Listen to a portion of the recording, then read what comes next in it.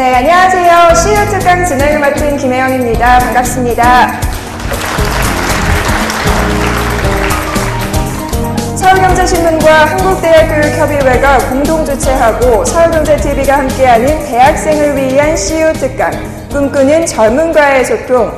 대한민국 최고 기업의 CEO분들에게 그들의 경영 철학과 기업을 이끌어가는 성장 원동력에 대해 들어보고요. 미래의 대한민국을 이끌어갈 젊은이들이 가치관을 확고히 정립하는데 든든한 가이드가 되고자 귀중한 시간 마련했습니다. 오늘은 변재상 미래에셋증권 대표이사님 모시고 강연 들어볼 텐데요. 이에 앞서서 저희 VCR 통해 먼저 만나보시죠. 1999년 12월 이 미래에셋증권 설립으로 시작한 미래에셋증권. 이후 2000년 9월 미래에셋증권으로 상호를 변경했다. 2004년 국내 최초 PF 출자 승인, 2005년 국내 최초 미래에셋 퇴직연금 연구소 설립, 나아가 홍콩과 중국, 베트남 등 해외에도 사무소를 설립해 글로벌 시장에서도 활발하게 활동하며 꾸준한 발전을 이어가는 기업이기도 하다. 지난 10여 년간 끊임없는 도전과 개척의 길을 걸어온 미래에셋증권. 새로운 투자 패러다임을 정착시키는 데 성공하며 고객 자산 가치 증대, 고객의 성공적인 자산 운용과 평안한 노후라는 사회적 소명에 부응하기 위해 노력하는 기업이다. 또한 미래에셋증권은 급여 1% 기부 희망 나눔, 젊은 인재 육성, 사회복지 사업, 미래에셋 나눔 문화 등 기부 문화 활성화에 앞장서며 장애인, 고령자 등 사회 취약계층에게 기회를 제공하는 사회 공헌 활동에도 적극 나서고 있다. 그 뒤에는 증권계의 혁신 스토리를 써내려간 미래에셋증권의 변재상 대표가 있다. 사회 공동체와 더불어 살아갈 때 기업은 성장한다는 원칙으로 배려가 있는 자본주의를 실천해 따뜻한 기업 문화를 선도해 나가는 변재상 대표. 지금부터 대학생들을 위한 CEO 특강에서 미래에셋증권 변재상 대표의 이야기를 들어봅니다.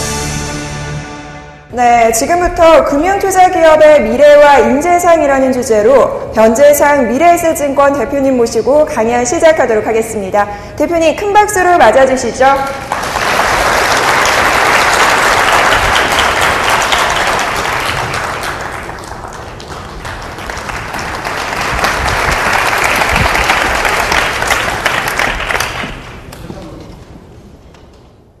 대전이 공연과 강연의 무덤이다 이렇게 아시죠? 그죠?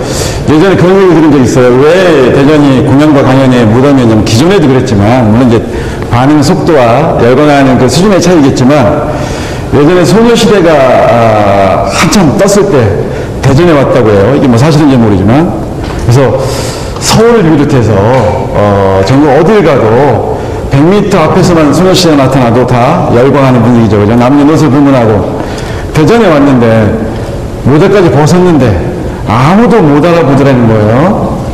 이게 어떻게 된 거야? 그래서 우리 중앙통을 여러 번을 왔다 갔다 했답니다. 근데 한 10번쯤 왔다 갔다 하는데 누군가 앞을 지나치다가 이렇게 소녀시대 지나갔겠죠. 그 한 50년쯤 가서 돌아와가지고 삐끔 한번 쳐다보고서는 맞쥬? 이렇게 하더라는 거예요. 그러니까 천하의 소녀시대를 보고도 맞쥬라고 하는 정도로 감흥이 적은 우리 대전분들. 저도 이제 고향이 대전인지라 감정 표현이 좀 서툴 그러지만 좀 못할 때 더 크게 리액션 해주는 게 더 좋은 강연을 만드는 방법이라고 생각합니다. 하여튼 뭐 부디 오늘 이 자리가 제가 준비한 것은 적지만 훨씬 더 많이 얻어가는 그런 자리가 됐으면 좋겠습니다. 오늘의 주제는 금융투자기업의 미래와 인재상에 관한 겁니다. 제 양력 잠깐 볼게요. 대전에서 태어났고요. 저는 대전의 삼성초등학교에 나왔습니다. 한버스중학교 졸업했고요. 대전고등학교 졸업했습니다. 동부증권과 살로몬 스미스바니 증권을 거쳐서 2000년에 미래에셋증권에 조인하게 됐고요. 지금 대표이사는 2년 하고 그 다음에 이번에 새로 연임을 좀 하게 됐습니다. 증권업 소개 및 금융시장의 변화 한번 말해볼게요. 증권업, 혹시 증권이라는 게 무엇인지 아실지 모르겠어요. 증권이라고 하는 것들은 우리가 보통 이제 유가증권의 준말일 텐데요. 권리가 표창된 증권인 겁니다. 그죠? 요거를 가지고 권리를 시행하기 위해서는 요 증권이 필요한 것들이죠. 우리가 대표적인 유가증권의 대표적인 것들이 주식과 채권이라고 합니다. 그 증권에서는 결국은 주로 주식과 채권을 다루는 영역인데요. 그뿐만 아닙니다. 최근에는 굉장히 바운더리 좀 넓어져서 다양한 부동산 상품을 비롯해서 AI 자산들을 취급도 합니다. 그러니까 사실 우리가 가끔은 정책을 위반하시는 분들조차도 내가 주식 증권회사에서 한 주도 거래를 안 했다, 정말 안 가봤다는 것을 자랑처럼 여기는 것들이 대한민국 자본시장의 발전을 가로막는 것은 아닐까라고 하는 생각을 저는 가끔은 해요.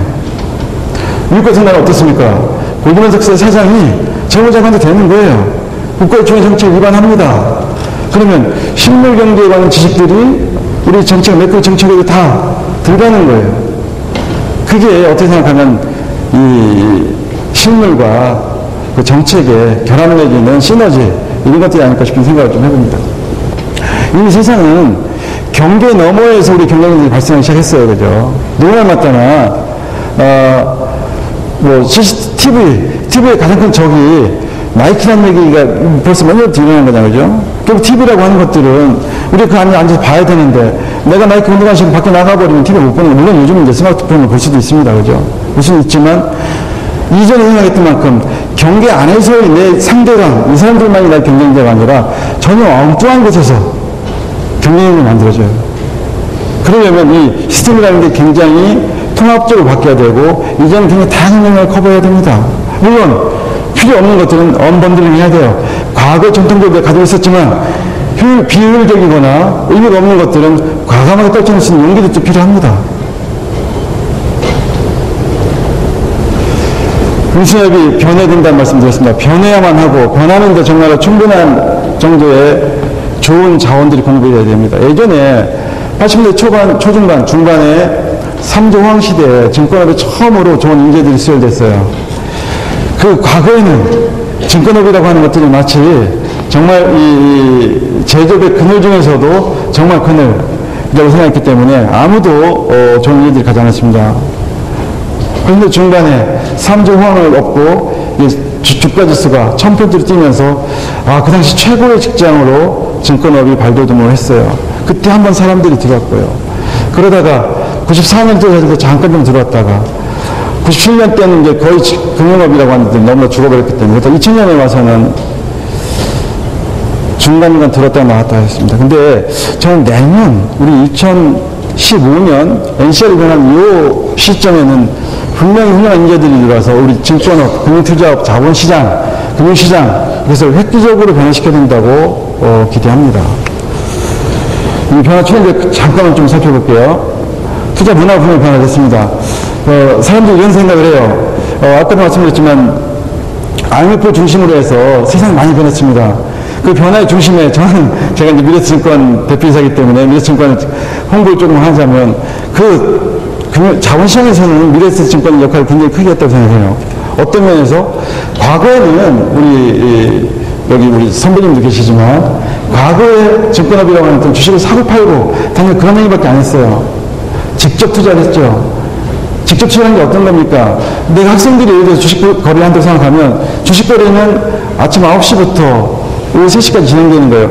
나의 일반적인 생활의 범위 안에 똑같이 있는 거예요. 근데 우리가 최근에 나온 완띵이라고 하는 뭐 베스트셀러도 있지만 사람이 두 가지를 한다는 게 생각보다 힘듭니다. 내가 예를 들어서 주식 거래를 한다면 그 사람들은 사실 현업에 대해서, 본업에 대해서 굉장히 레이시하게 놓고 있다고 저는 생각을 해요. 그렇죠? 그래서 그런 형태가 아니라 우리가 투자의 개념으로 포트폴리오 분산을 하되 그거는 모아다가 펀드로 구축해가지고 간접 투자를 확대라고 하는 것들. 이게 이제 직접에서 간접 투자라고 하는 것들이고요. 그 다음에 단기 투자였습니다. 단기 투자. 그전에는 우리가 1년만 해도 장기라고 생각했어요. 1년만 해도. 근데 이게 97년 이후에 2000년대 넘어오면서 장기로 1년, 3년, 5년, 10년 그 말은 뭐냐면 우리가 미래에 대해서 조금 더 길게 준비하기 시작한 거죠. 과거에 우리 부모 시절에 미래에 대한 고민이 딱 두 가지밖에 없었던 것 같습니다. 하나는 집을 어떻게 살까? 또 하나는 우리의 학교를 어떻게 보낼까? 이런 게 있던 것 같아요. 이제는 더 만들어야 된다. 어떤 거? 우리가 이제는 평균 수명이 80대에 왔어요. 그죠? 여러분들은 제가 뭐 악담 아닌 악담하겠습니다. 여러분들은 거의 한 70%는 100살까지 살 거예요. 70%는. 그중에 한 20%는 한 130살까지 살지도 모릅니다. 그 말은 뭐냐면, 우리가 경제활동을 영위하는 순간이라는 게 있죠. 20대까지는 공부를 하고, 20대 중후반부터 시작해가지고, 아주 길게 잡아서 65세까지 한다 하더라도, 100살까지 살으면 35년을 더 내가 생산을 하지 못하고 소비하고 와야 된다는 얘기잖아요. 이제 길게, 장기로 삶을 바라보는 시각들이 필요하다는 거예요. 거기다가 분산을 해야겠다. 아까도 얘기했지만, 어느 한쪽이라고 하는 것들이 항상 단기적으로 좋은 결과가 나타날지 모르지만, 장기적으로 보면 항상 힘듭니다. 거기다가 최근에 변화 중에 하나는 이 오프라인에서 온라인. 최근에 저희는 미래증권에 들어오는 고객들의 거래량을 합쳐보면 97% 정도가 온라인에서 거래되는 거예요. 97% 정도. 3%만 오프라인에서 거래가 됩니다. 시장에서도 아마 한 80% 정도는 온라인에서 거래되고 20% 정도가 오프라인에서 거래되죠. 앞으로 훨씬 더 온라인 거래가 늘어날 겁니다. 그죠? 은행에 안 가잖아요. 그죠? 이 안에 나왔던 우체국이 있던데, 사실 저도 은행 언제 가본지 모르겠습니다. 다 그냥 자리에 앉아서 인터넷 뱅킹을 하던, 텔레뱅킹을 하던, 뭐 이 안에서 다 하는 거예요. 일체대체 뭐 다 끝납니다. 그죠? 그래서 이런 오프라인에서 온라인으로의 형태가 변하고 있다. 뭐 이런 1구 2절 시대, 뭐, 여러분 너무나 잘 알고 교수님들이 잘 말씀 주셨겠지만, 최근의 흐름이라고 하는 것들은 이제 1구 2절하고 보통 얘기는 아까 3절에서 1구 2절이라고 합니다. 자, 2040년 한번 보겠습니다. 2040년. 한국인 2명 중 1명이 55세 이상이라고 되어 있잖아요. 그죠? 3명 중 1명은 65세 이상입니다. 어마어마한 거죠. 자, 2030년 한국의 기대생이 84.2세인데 2040년 이렇게 가면요 평균이기 때문에 사실은 여자분들은 뭐 거의 100살 넘길 거예요. 다 길게 사는 게 더 이상 행복이 아닐 수 있습니다. 예전에 그런 말 있었죠. 뭐 라이프 is short, 뭐 아트 is long 그러는데 이제 라이프가 롱하게 되는 겁니다. 그죠? 징그럽게도.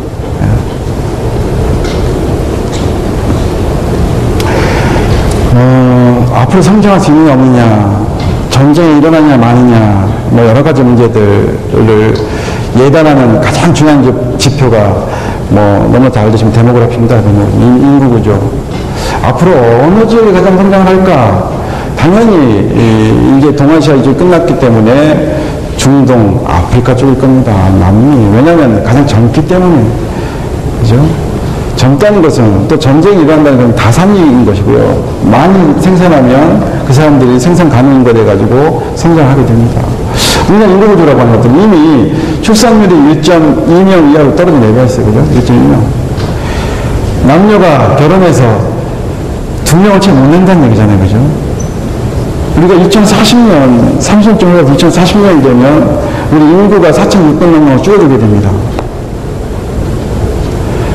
지금은 줄진 않아요. 지금 1.5씩 나와도 더 오래 살기 때문에 우리 평균수명이 늘어나기 때문에 출산율이 1.2명대여도 늘어나는데 2040년 가면 지금보다 10% 정도 인구가 줄어드는 거죠. 인구가 줄어드는 것뿐만 아니라 고령화되어 있다는 것, 그것들이 우리의 성장의 잠재력을 점점점 갉아먹고 있는 거예요. 과거에 우리 성장의 시대에는 시간이 온통 우리 편이었어요. 예를 들면 여기는 교수님들고 저도 마찬가지고 내가 자산을 가지고 있으면 해가 바뀔 때마다 자산가치가 올라갔습니다. 내가 어느 회사에 들어갔으면 해마다 나의 후봉이 올라가고 내가 승진하고 대학을 졸업하면 웬만한 데 원서를 넣으면 다 취직한 데 문제 없고 어떤 걸 가져서 운영 예금이 10%대이기 때문에 그냥 그 예금을 넣어놓으면 그냥 나의 노후가 보장되고 근데 지금 고령화되고 저성장이 되고 저금리가 되니까 더 이상 시간이 우리 편이 아닌 거예요. 예를 들면 내가 이제 그 금리가 요즘 1년짜리 정기예금 금리가 2.7%입니다만 2.7%를 빼고 0이라고 생각해보면 요즘 우리가 물가상승이 2.7%라 실질금리가 0이다 라고 생각할 수도 있고 아니면 뭐 그냥 인민들 가정으로 0이다. 근데 인플레가 1년에 4%씩 발생하면 10년 후에는 우리 1억이 6,750만 원이 됩니다. 그죠? 20년 후에는 4,560만 원이고요. 시간이 우리 편이 아닌 거죠. 시간이 우리의 자산을 갉아먹는 편이 되어버린 겁니다. 설령 2.7%의 정기금리를 인정한다 하더라도 그때 세금을 떼고 나면 우리한테는 점점 시간이 우리의 자산을 빼먹는, 근데 우리는 점점 오래 사는 그런 국면이 되어버리는 거죠. 심각하게 고민을 좀 해야 될 것 같습니다. 저번에 마찬가지로 예전에 10%대 금리가 있었습니다. 2000년 이전에는 10%대 금리였어요. 그래서 우리 금리 목표치가 한 자릿수 가는 게 우리 꿈이었어요. 예전에 우리 고등학교 선배님 중에 나온계 장관님이라고 계셨어요. 그분 계실 때에도 두 자릿수 금리를 어떻게든 한번 해보려고 정말 노력 많이 했어요. 근데 결국엔 못하셨습니다. 근데 성장의 시기엔 그렇게 어려웠던 두 자릿수를 깨는 금리가 지금은 그냥 해마다 내려와서, 최근에 저희들도 이제 자기자본이라고 하는 것들이 꽤 있어서 저희가 고유자산운용본부에서 운영하는 자금만 해도 4억 2천억인데 금리가 올라오면 좀 채권을 좀 담아야겠다라고 생각하는데 우리만 그런 게 아니죠. 대한민국의 모든 금리가 다 그렇게 생각하고 있어요. 그러다 보니까 5천만 해도 올해는 미국 금리 오를 것이고 우리도 오를 것이라고 생각했는데 반대로 최근에 막 떨어져 내려버렸어요. 그래서 스티프닝에 투자를 했던 기관 투자가들이 다 손절매를 좀 최근에 합니다. 금리가 못 올라가. 유동성 풍부하고 투자할 데는 없고 그나마 이게 올라오면 여기다 투자하고 싶어서. 이게 저성장에 어떻게 생각하면 산물이라고 얘기할 수 있습니다. 그러다 보니까 고령화 시대, 저성장 시대, 저금 시대, 내가 벌기는 30살부터 60살까지 30년 혹은 35년 그만큼을 벌어서 또 써야 되는 시간도 35년이 되어버렸습니다. 적어도.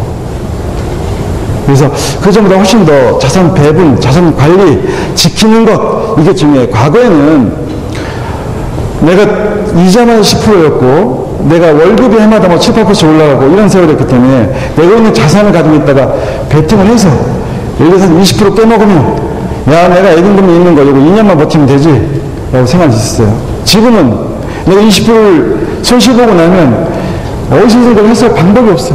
예금 내면 10년을 해야 돼. 주식 만만치 않습니다. 부동산 쉽지 않아요. 그러니까 그 점보다 훨씬 더 지혜로운 사고, 더 견뎌야 되고 더 많이 공부해야 돼요.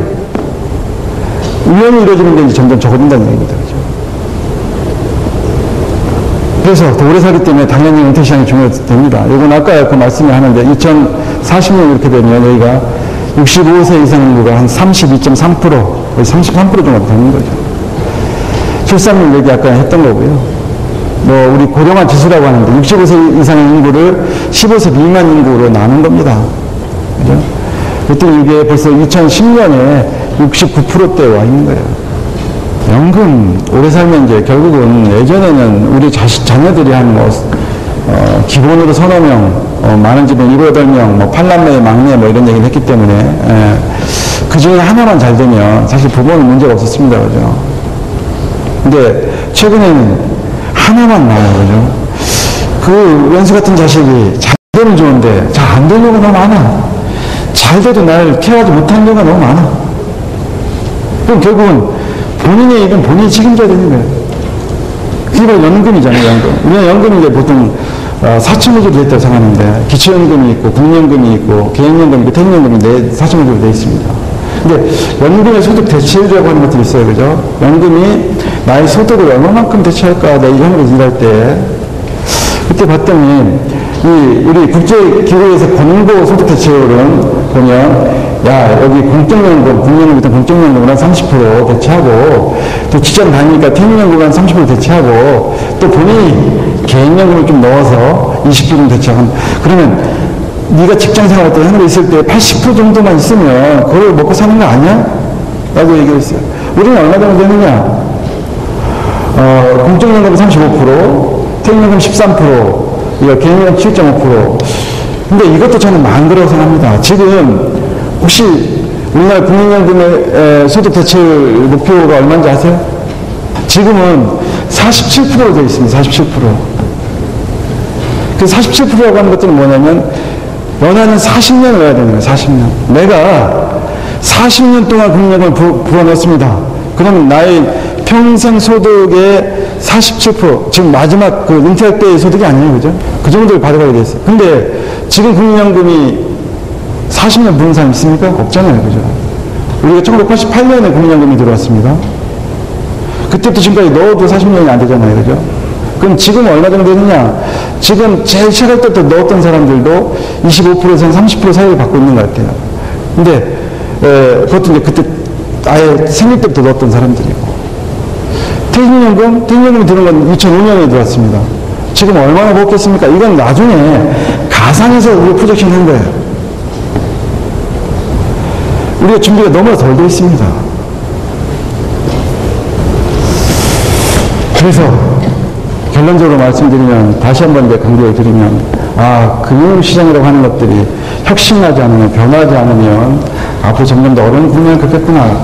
금융시장이 어렵다는 것은 단순하게 금융회사가 어렵다는 얘기 아닙니다. 우리 국민들의 미래에 관한 고민들을 같이 나누고 시스템을 만들어야 되는데 그게 안 된다는 얘기예요. 그럼 어떻게 될 것인가? 여러 가지 없겠죠.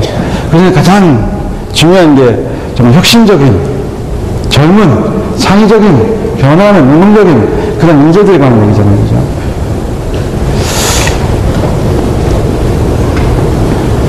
기업을 경영하는 고수에게 물었습니다. 기업을 경영하는 가장 중요한 것은 무엇입니까?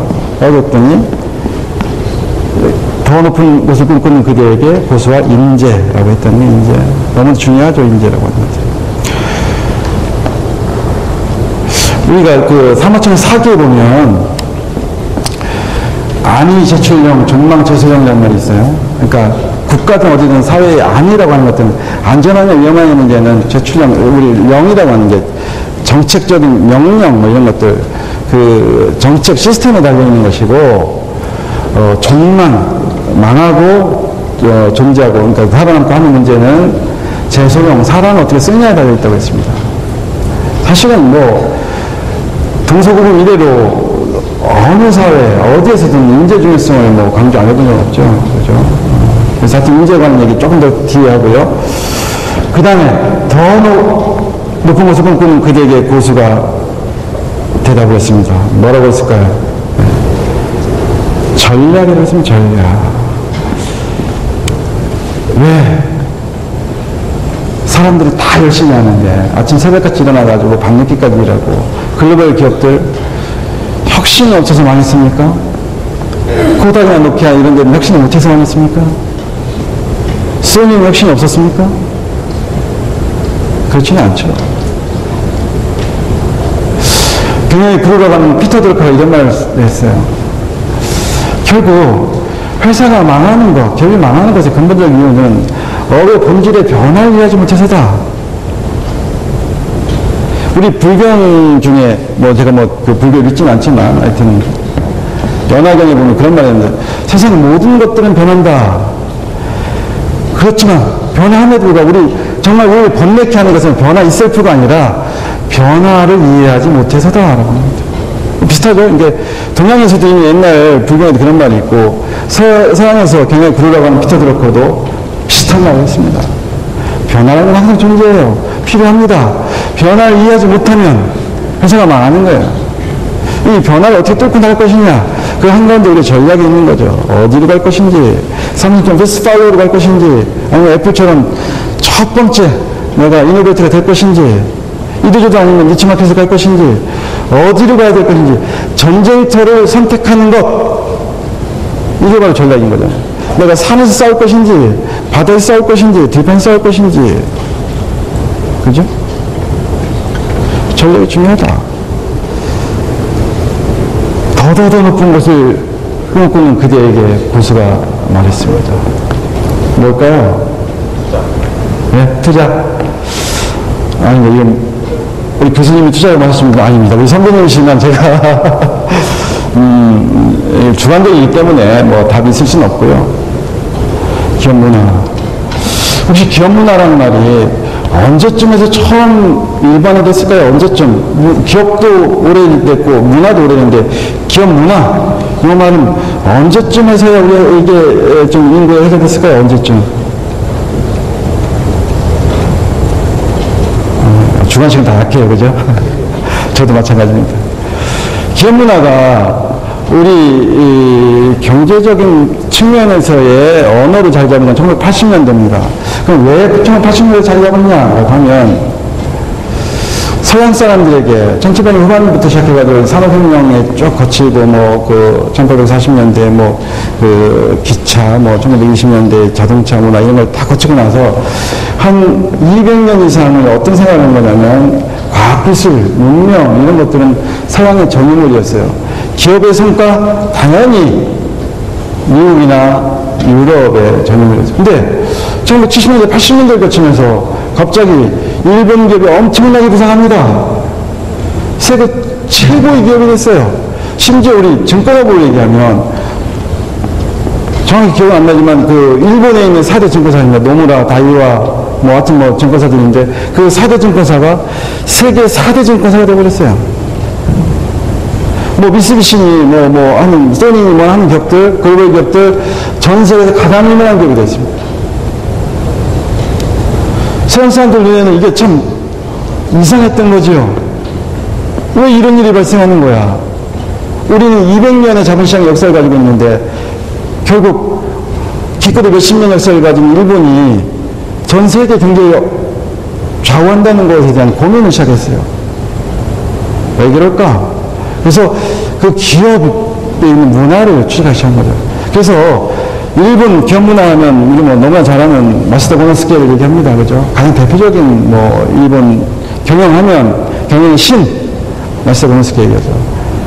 마시다 고노스케가 그런 말 했어요. 그러니까 일본은 어떻게 생각하면 우리 공급지 경제학의 최대 수혜자이시죠. 공급지 경제학이라는 우리가 2차 대전 이후에 굉장히 많은 베이비 부모들이 만들어지고 사람들이 성장하기 시작 때문에 이 컨슈머 시장, 소비 시장이 엄청나게 커집니다.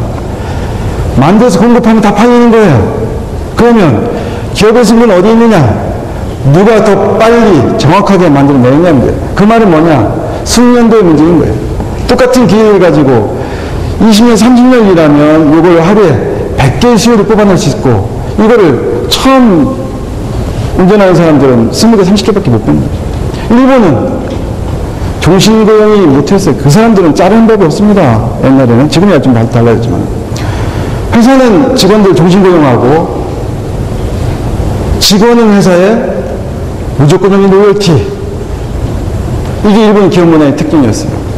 그래서 결국은 일본 기업 문화를 분해해봤던 여러 가지 다양한 요소들이 물론 있죠. 당연히 테크니컬하게 좋은 여러 가지 있겠지만 미국하고 다른, 세계하고 다른 가장 큰 문제 결국 종신고용과 무조건적인 로열티, 사람과 기업과의 관계구나 라는 생각을 했어요. 물론 1980년대 일본의 부흥기를 거치고 나면 1990년대에 가면 특히나 90년대 후반으로 가면서 IT 혁명이 발생하면서 일본 기업들이 다 날개를 접기 시작합니다.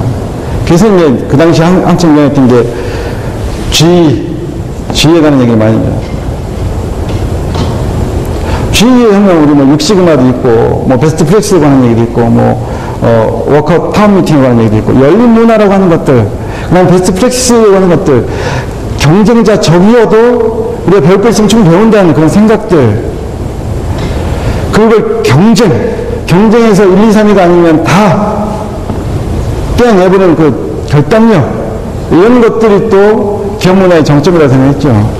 근데 2000년대 오면 또 달라진 건 아니냐. 지금 누가 뭐라고 해도 애플, 구글 얘기하지 않고서 기업 문화를 얘기할 수 없는 거잖아요. 그죠? 그래서 더 고수가 얘기하기를, 결국 사람이 중요하고 사람의 전략을 만드는 것이고, 사람과 전략이 계속 흡수돼가지고 그 기업에 온전히 남아있는 것, 설령 한두 사람이 빠지고 전략이 바뀐다 하더라도 기업을 강성하게 만드는 것, 그게 뭐냐? 기업 문화다. 이런 얘기를 해요. 그래서 기업 문화가 중요하다. 왜 굳이 경력직을 뽑아가지고 기능을 사용하면 될 것을 신입직원을 뽑아가지고 길러서 활용하느냐? 비용은 더 많이 들지만 기업 문화를 만들어내는 거잖아요. 생태계를 존치시키는 거잖아요.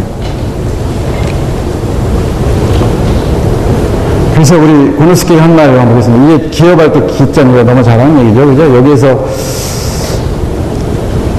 이 사람 인자를 빼면 그칠 지자가 된다는 게 맞으시다는 그런 말을 했어요. 그러니까 기업이라고 하는 것들은 결국 사람이 만드는 것이고 사람을 떼어버리면 우리 이 학문에서도 멈추는 거다 기업이라는 게. 그래서 인재 관리 얘기를 했던 거고요. 자, 인재상에 대해서 한번 조금 더 구체적으로 하겠습니다. 인재상 뭐 굉장히 많은 얘기 있었어요. 뭐 추진력, 전문성, 창조, 창의, 윤리, 인내, 리스크, 도전, 글로벌, 뭐 이번에 리더십의 핵심은 경청이라고 이번 기회에 써주신 것들이 있습니다. 경청. 또 이외에도 수없이 많은 얘기도 있을 거예요. 다 그게 맞을 겁니다. 심지어는 직원들에 대한 배려도 있고 뭐 여러 가지 다 있을 거예요. 그죠? 제가 제일 감동받았던 인재상은 뭐 여러분들 잘 알다시피 강영호 박사의 인재상입니다. 2012년에 들어왔으니까 1년 전에 들어가셨죠. 이분 얘기 스토리 좀 알 겁니다. 13살에 아버지가 돌아가시고 그 무렵에 축구를 하다가 축구공에 눈이 맞아가지고 왜 실명을 하게 되잖아요. 그래서 실명이 확정되는 날 최종적으로 병원에서 이제 실명입니다. 앞으로 영원히 못 봅니다라고 하는 날 어머니가 그 소식을 듣고 집에 들어가가지고는 8시간 만에 뇌졸중으로 돌아가셨어요. 그때가 14살입니다. 14살. 누님이 한 분 계셨는데, 누님이 공제공으로 일을 하셨죠. 학교 다니다 말고. 공제공으로 한 2년 일하다가 과로로 죽었어요. 그래서 나머지 이 강영호 박사를 비롯한 밑에 두 동생들이 부인권으로 다 뿔뿔이 흩어졌어요. 17살 때 서울 명학학교 중등부에 가죠. 거기서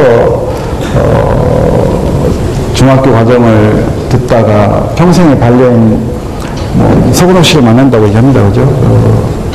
그분은 당시 숙대를 다녔던 것 같은데요. 대학생과 한 살 연하의 맹아가 만나는 거죠.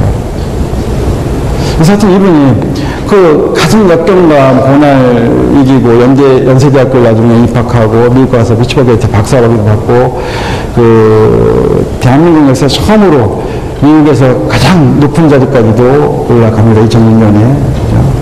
그 다음에 이제 우리나라에서도 몇 번 오셔가지고 좋은 강연도 말씀하시고 자기는 좌절이 있었기 때문에 내가 성공할 수 있다는 얘기를 많이 합니다. 이분이 말한 그 인재상이 있는데 컴피턴스 캐릭터 커미트먼트라고 얘기해요. 컴피턴스는 능력이죠. 능력이 있어야 된다. 그래야 인재인 것이지. 당연한 말씀이고 그죠. 캐릭터 능력만 있으면 되냐. 인격이 돼야 되는 것이지.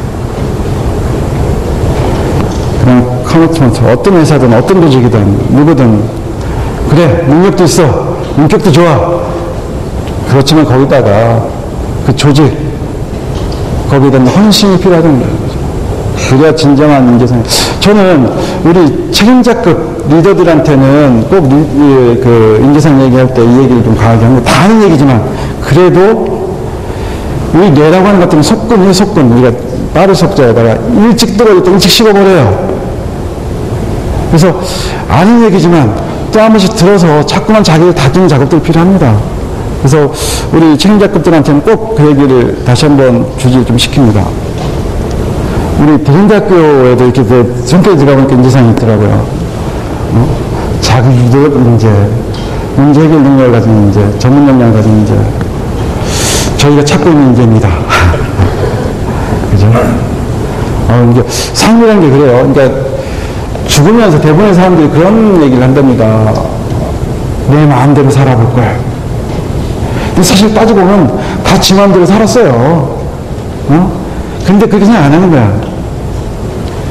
삶이라고 하는 것들이 항상 환경이 그런 거 필요 없는 거잖아요. 그죠? 자기주도적으로 하는 거고, 전문가적인 생각을 가지고 있는 거고, 문제해결 능력이 있으면 사실은 이 사회에서 분명히 성공할 겁니다. 굉장히 인재상을 이 대전대학교 잘 만들었다고 생각합니다. 제가 말하는 것은 크게 그런 분들, 긍정적인 생각들, 저는 옛날에 그 서울대학교 심리학 박사인 최현철 박사가 어디서 이제 본인도 딴 데서 받아오겠지만 프레임이라는 얘기를 했어요. 프레임, 그죠? 프레임. 세상을 바라보는 눈이 프레임인 것인데 어떻게 바라볼 거냐. 예를 들면 우리 교수님이 어느 날 나를 갑자기 불렀어. 내가 교수 연구실로 뚜벅뚜벅 걸어가면서 내 머릿속에 굉장히 많은 생각들이 있어요. 내가 한 번도 불러본 적이 없는데 왜 나를 불렀지? 내가 뭐 잘못했나? 뭐야 이게? 온갖 생각들. 굉장히 많은 생각도 있을 겁니다. 수많은 사람들 경험치가 다 다르니까. 근데 생각의 방향은 두 가지예요. 하나는 내가 뭘 잘못했을까의 문제에 접근하는 사람이 있는가 하면, 교수님 나한테 오늘 뭐 주시려나? 그죠? 이게 픽스 프레임하고 해가지고, 누가 새로운 변화나 새로운 어떤 충돌이 오면 나한테 항상 나를 평가하거나 재단하거나 나를 절하려고 한다라고 생각하는 사람이 있어요. 또 어떤 사람은 그렇잖아요. 성장 프레임, 예를 들어서 교수님 나를 막 화내, 혼내켰어. 그래도 우리 교수님이 사랑으로 나를 좀 얘기하는 거구나. 그죠? 세상은 리액션이에요. 똑같은 일이 벌어지면 어떤 일이 발생하는, 예를 들면 얼마 전에 있었던 이 진도앞바다에 불행한 사태만 해도 어떤 사고는 발생합니다. 그 다음에 결국 운명을 가름하는 80% 90%는 뭐냐? 그 다음에 리액션인 거예요. 그죠? 어떻게 대처하느냐의 문제잖아요. 세상이 대부분이 그런 얘기 같습니다. 세상이 대부분 부정적인 사람들, 비관론자들이 옳다는 거예요. 대부분의 팩트는 그분들은 잘 알아. 야, 너는 이게 안 되면 안 되고, 너는 이것 때문에 안 되고, 어쩌고 하는 것들은 다 잘 알아. 그렇지만 세상을 바꾸는 것들은 대부분 낚아먹는다, 긁는다잖아요. 제가 면접을, 제가 우리 직원들 뽑을 때도 면접을 보다 보면 가끔 얘한테 중요한 일을 맡기려고 생각하면 압박 면접을 좀 합니다. 그죠? 압박 면접이라고 하는 것들은 사실은 지식을 물어보는 거 아니에요. 뭐 대학생 갓 졸업한 사람들한테 우리가 알고 있는 인덱스한 지식들을 물어보면 당연히 모를 수 있죠. 반응을 보는 거죠. 반응이. 그래, 위기라고 하면 항상 내가 예고하지 못한 상태에서 오는 것이고, 그때 너는 어떤 생각을 할래? 어떻게 반응 보일래? 모든 것들이잖아요. 이 긍정적인 마인드가 굉장히 중요하다. 긍정적인 마인드에서 골프라고 써놓은 것은, 야, 너는 사장이니까 골프 쳐서 그런구나 하는데, 그런 건 아니고요. 저는 골프에서 격언들이 참 많이 있습니다. 그 중에 하나는 뭐냐면, 골프의 고수는 우리가 본대로 간다고요. 본대로 간다.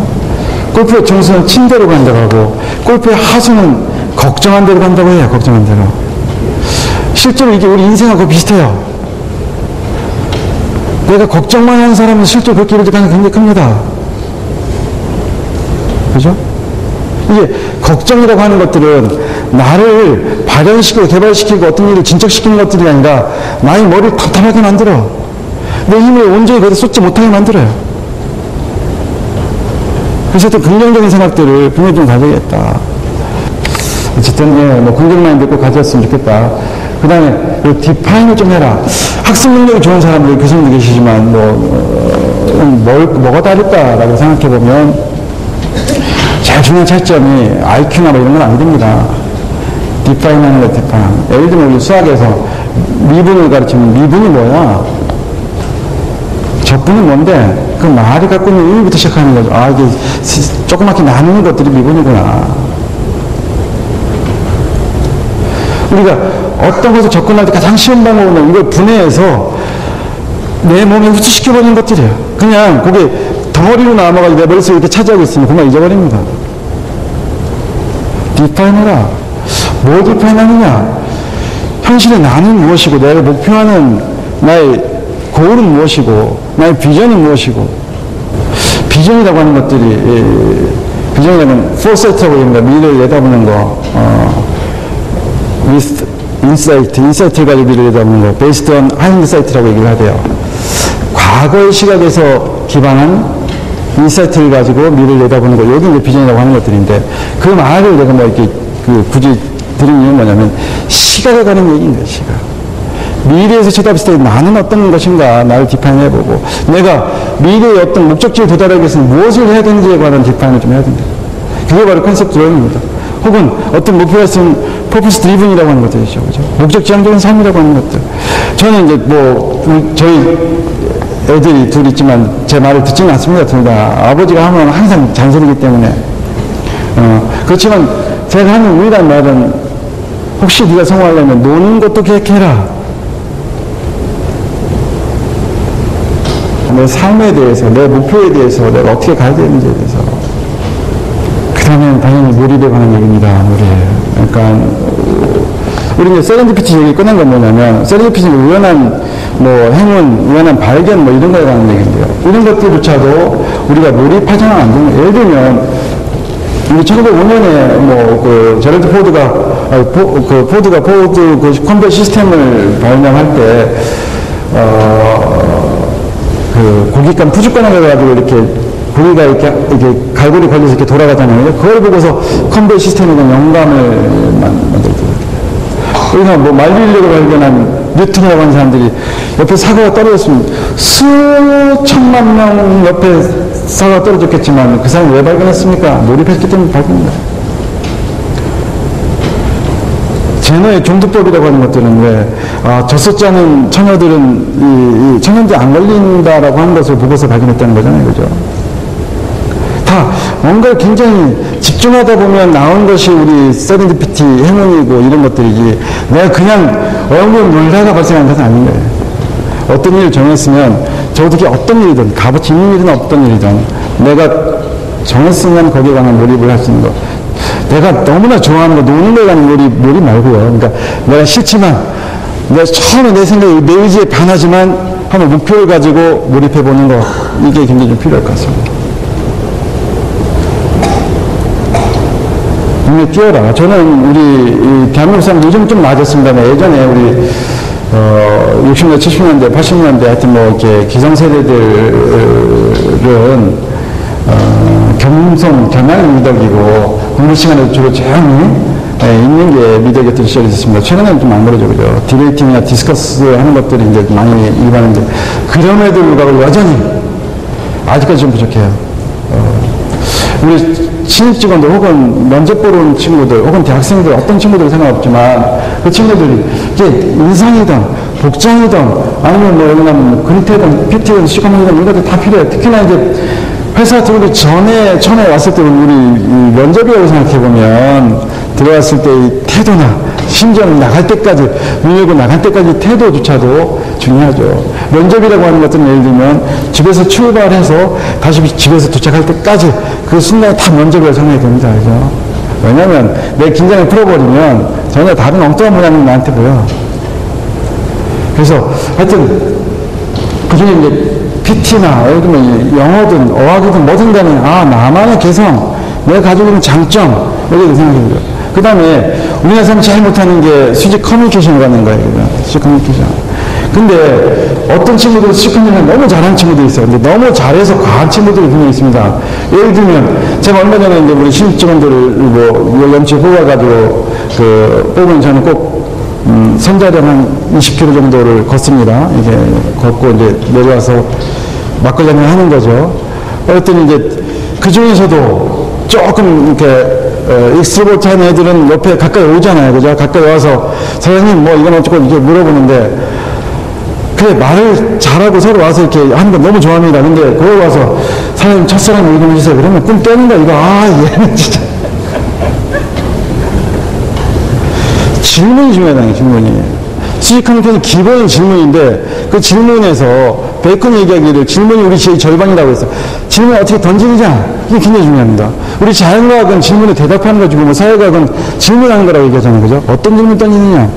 정말로 경영의 구조조차도 우리 불교에서는 선생들 얘기합시다. 화두라는 게 있는 거예요. 화두. 질문 던지는 거예요.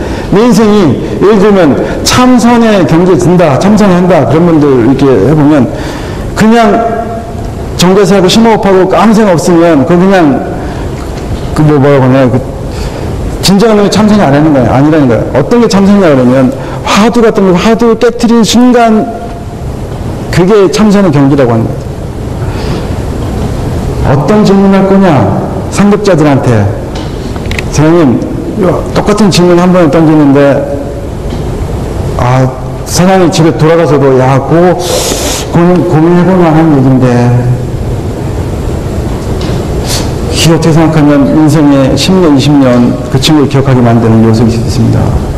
말을 많이 하는 것은 정답은 아니고요. 윌리엄스, 스티브 잡스가 그런 얘기 했어요. 자기가 자기 인생의 발전 기폭제가 뭐냐라고 했더니 옛날 애플에서 참 쫓겨났던 거라고 얘기합니다. 강영우 박사가 그런 말을 했어요. 불의의 사고로 시력을 잃고 수없이 하나님께 기도를 했죠. 눈을 뜨게 해달라고. 그때 만약에 하나님께서 그래 네 눈을 뜨게 해주마 라고 했으면 자기는 공장 다녔을 거라는 거 아닙니까? 그죠?